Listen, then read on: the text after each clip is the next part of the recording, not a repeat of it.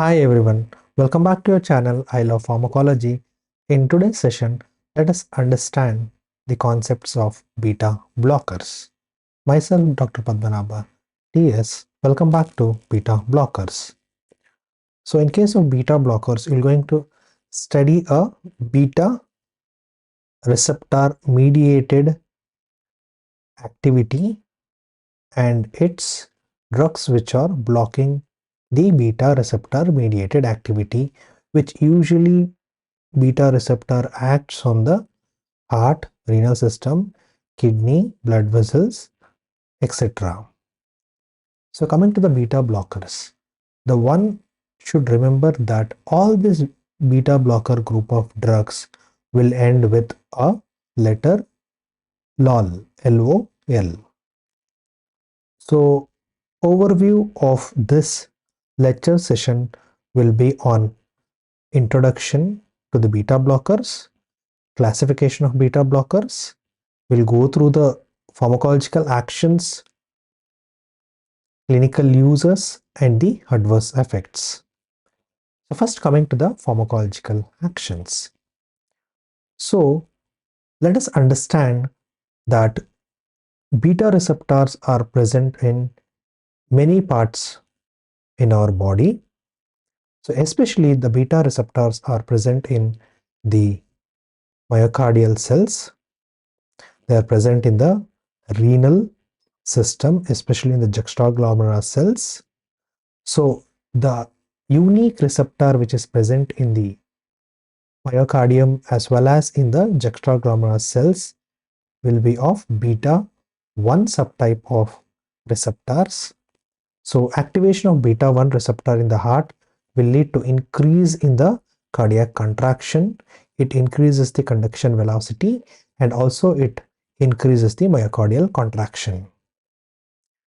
So if you give a beta blockers, what will happen to this? So it will going to decrease the heart rate, it will going to decrease the AV nodal conduction, and it will also decrease the contractility.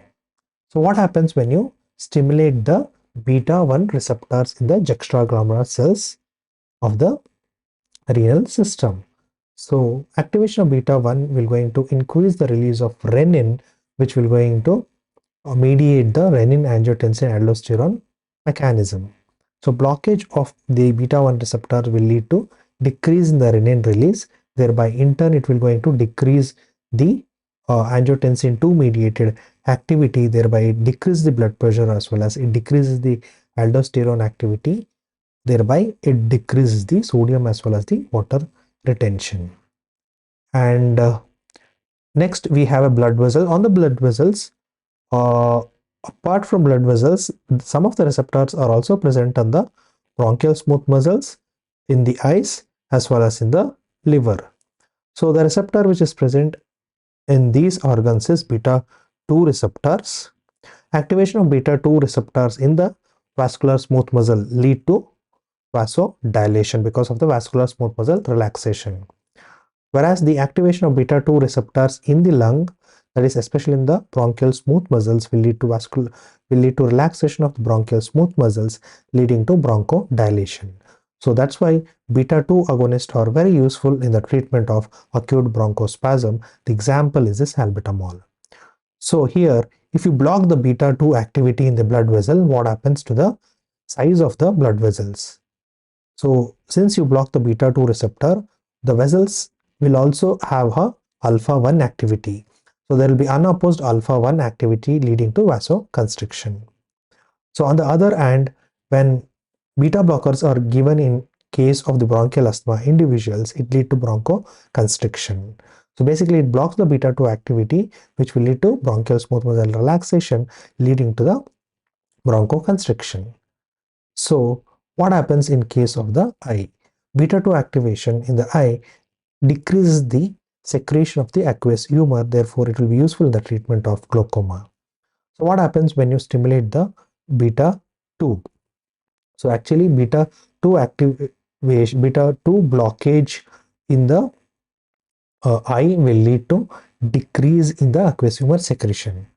So beta 2 activation in the liver lead to glycogenolysis, leading to increased glucose release. so which will keep up the energy in the body. So blockage of beta 2 receptors in the liver will lead to hypoglycemic symptoms. Hypoglycemic symptoms. So coming to the classification, beta blockers can be classified into non-selective beta blockers, means they're going to block both beta 1 as well as beta 2 receptors simultaneously. Selective means these are the drugs which will going to block beta 1 receptors. Beta 1 receptors will not go to the beta 2 blockers, only will pertain to the selective, means they are confined to the beta 1 receptors, beta 1 receptor blockers, or they are also called as cardioselective blockers, cardioselective beta blockers. Then we have a mixed mechanism of action or mixed blockers. That means apart from blocking the beta receptor, they also has got some other mechanism. That means some of the drugs will going to block even the alpha receptor. Some of the drugs will going to cause vasodilation by increasing the release of nitric oxide, and some of the blockers has got weak beta 2 activity, which will going to help in case of bronchial asthma individuals. So let us see the individual drugs from these class of drugs. So we have under non-selective, so propranolol is a prototype drug which is a non-competitive inhibitor of the beta 1 as well as beta 2 receptors. So propranolol is a prototype drug, so it is a non-selective blocker. So apart from propranolol, you have got timolol, nadolol, pindolol, and sotalol. So all these drugs belong to non-selective. They block beta 1 as well as beta 2 receptors simultaneously. Under selective means cardioselective, they block only the beta 1 receptor. But remember that whenever you give a higher dose of these drugs, the selectivity will be lost and it can block beta 2 as well. So at the therapeutic doses, these drugs will going to specifically block the beta 1 receptor present in the myocardium, and it will decrease the heart rate. So we have a cardioselective beta blockers like atenolol, metoprolol, bisoprolol, acebutolol, etc. So apart from this, in the mixed or the additional activity mediated blockers, we have a carvedilol and labetalol, so which are the non-selective beta blockers. Along with beta blocking activity, they also block the alpha receptors. So one more drug is the nebilol and another one is the celiprolol. So carvedilol and labetalol, in addition to beta blocking activity, they also block the alpha receptors. And nebilol along with nebilol and celiprolol are the cardioselective beta blocker, and additionally nebivolol has got nitric oxide releasing property leading to the vasodilation, whereas the celiprolol has got beta 2 agonistic action, weak beta 2 agonistic action. So their cardioselective means they block only the beta 1 receptors, and additionally they have got weak beta 2 agonistic action, which relaxes the bronchial smooth muscles. So here you need to remember that the pindolol and acebutolol has got additional property. So which is that property? So both pindolol and acebutolol has got additional alpha agonistic activity, that is partial agonistic activity. So they have got sympathomimetic action. So what about the propranolol? Propranolol additionally they have got the local anesthetic properties. And apart from that, sotalol has got potassium channel blocking activity, which can be used in case of arrhythmia. So they belong to the class 3 antiarrhythmic drugs. So apart from that, you should remember that acebutolol along with partial agonistic activity, they also possess the local anesthetic property. So what are the clinical uses? So based on the action, since it decreases the heart rate as well as they decrease the blood pressure decrease the heart rate as well as they decreases the cardiac output, they can be used in the treatment of hypertension. They can be used in the treatment of angina because decrease the frequency of attack. But one should remember that this should not be used in case of vasospastic angina, because in case of vasospastic angina, so already there will be vasospasm. So since you are blocking the beta 2 receptor, there will be unopposed action mediated by the alpha 1 receptor, leading to the worsening of the symptoms because of the vasoconstriction. and it can be used in case of most myocardial infarct patient to reduce the infarct size, as well as it will going to decrease the cardiac mortality. And also it can be used in case of heart failure, not in case of the acute heart failure. Chronic heart failure can be treated with the beta blockers, because long-term administration will lead to decrease in the progression of the myocardial progression. Fibrotic changes will not take place, and it will going to decrease the apoptotic process.